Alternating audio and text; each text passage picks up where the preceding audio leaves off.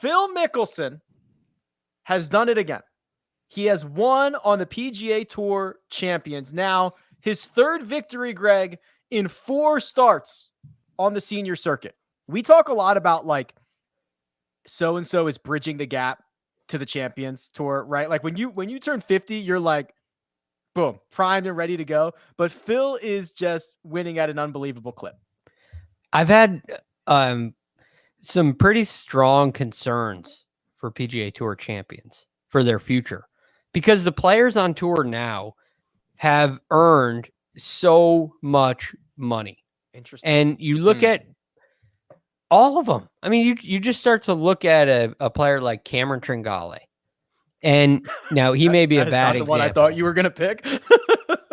but he's a guy who hasn't won on tour. He's a very good player, but you could call him a journeyman. You could call him a PGA Tour journeyman. And he's made like generational kinds of dollars. And it seems like everybody out there who has played a significant career on the PGA Tour has that. And they have this retirement fund that comes in. And there's so much good. And the game has also at the same time gotten really physical. And it's become a real challenge in the fitness world. And health has become a big concern. And you wonder how many of these guys are going to want to travel when they turn 50? Or are we going to start to see careers shorten?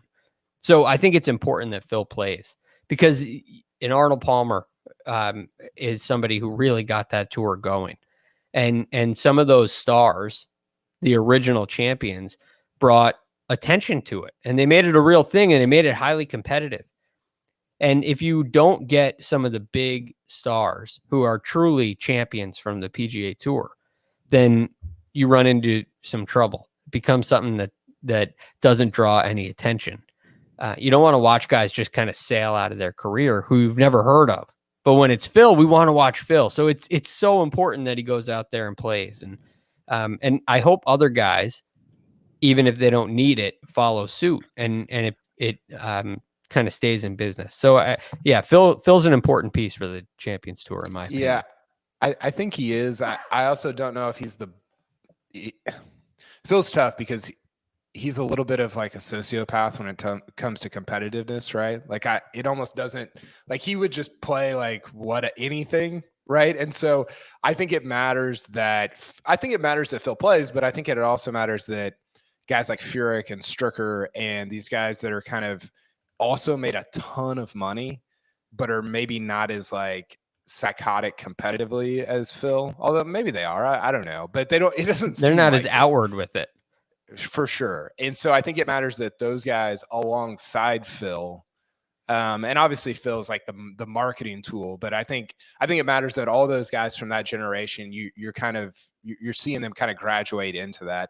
I did see a thing on Twitter, like, is Phil the best over 50 player of all time? Which, he's 3 for 4 in terms of Champions Tour wins, but he also won a major at age 50, which is insane.